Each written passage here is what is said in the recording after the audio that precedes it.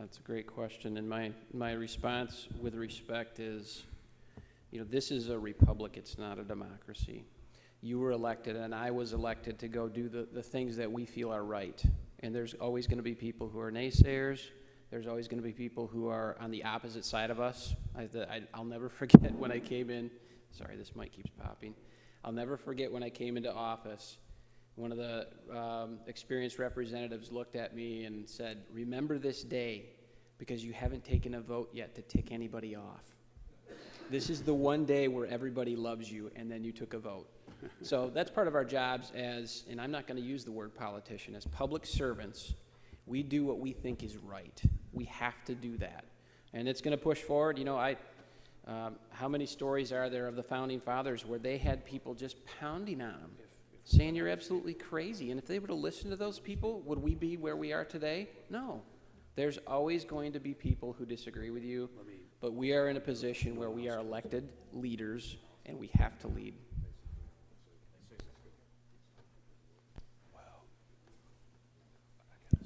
Maybe just to add on to piggyback to what Chris said, I mean, we all know if you're in this business for love, you're in the wrong business, right? So we know that, and we've all learned that the hard way.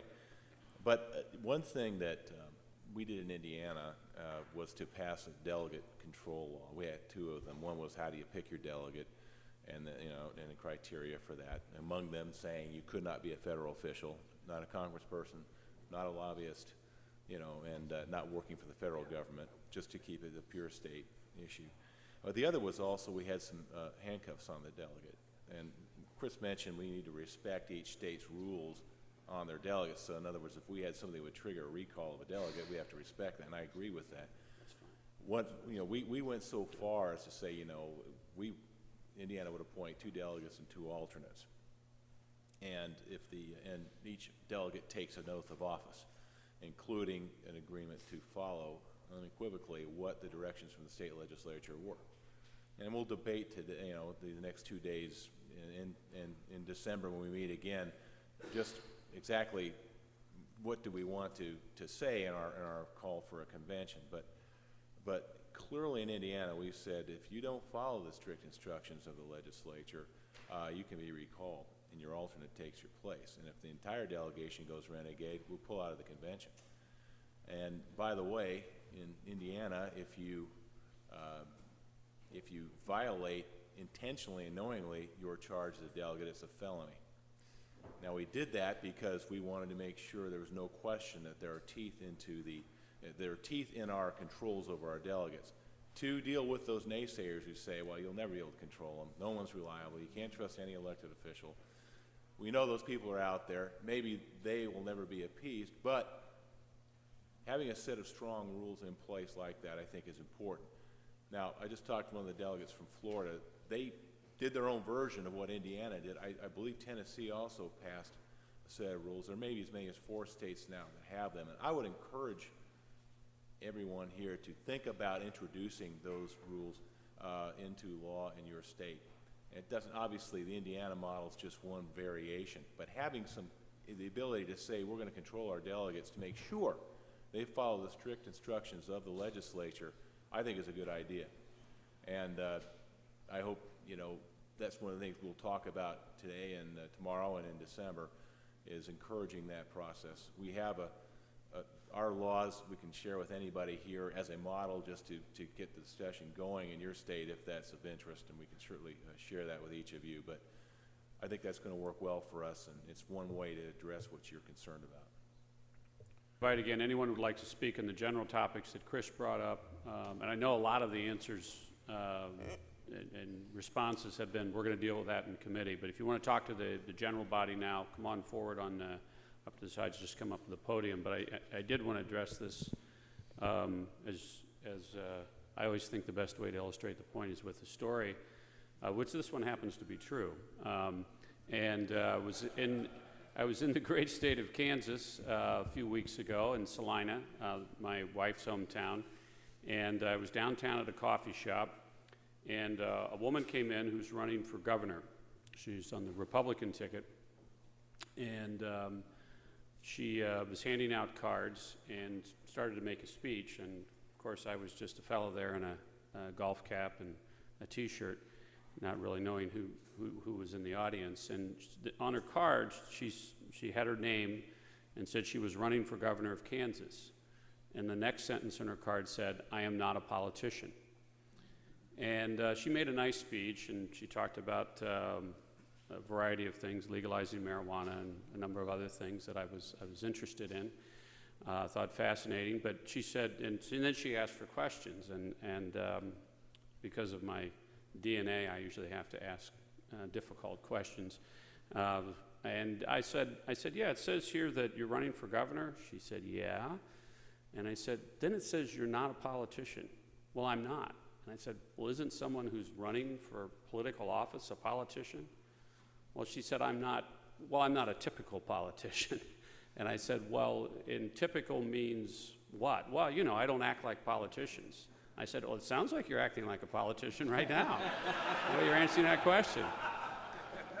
Whereupon she asked the classic question, who are you anyway? I said, well, you know, I gave her my wife's last name and told him she could go to my in-laws' house and find out whatever she needed to know about me. Then I left town. So anyway, forward.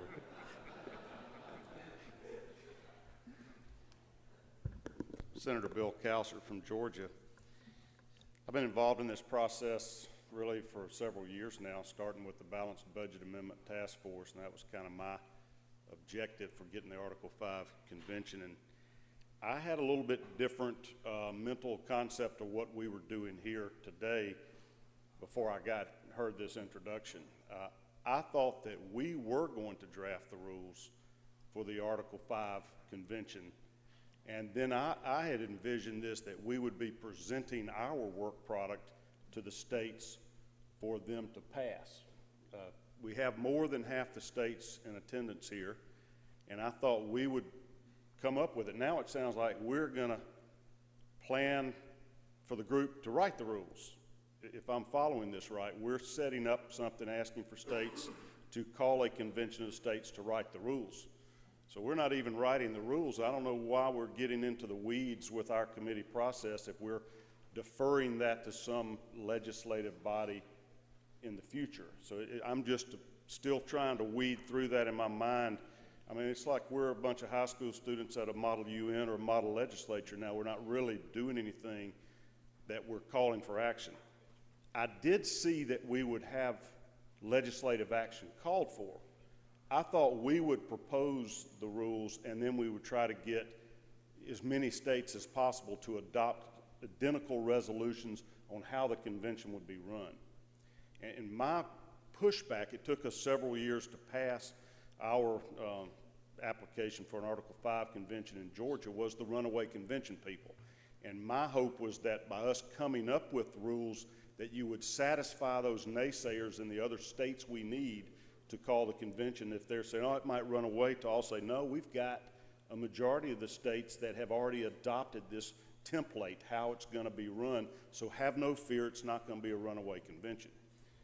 David Long's Delegate Limitation Act in Indiana, we passed one. Georgia's one of the 4 states that has that. In my envisioning is that if the states agree upon what the rules on the convention are going to be, they could build that into their Delegate Limitation Act, where you instruct your delegates what subject matters they will consider at an Article 5 convention and how it's going to be run. And part of the text, I guess, of that resolution would be to instruct the state's delegates follow the rules and procedures that have been adopted by the Mount Vernon Assembly. That's just my view of how, you know, we're not really taking a step out of it, but we're going ahead and accomplishing a large chunk of step 2 by going ahead and writing what those rules are going to be, and then let's get a majority of the states to adopt those. I'm just throwing that out because that was sort of my mental concept of what we were doing here for the next 6 months, really, to come up with our final work product. You're a politician. Thanks. Excellent point, Senator. Excuse me.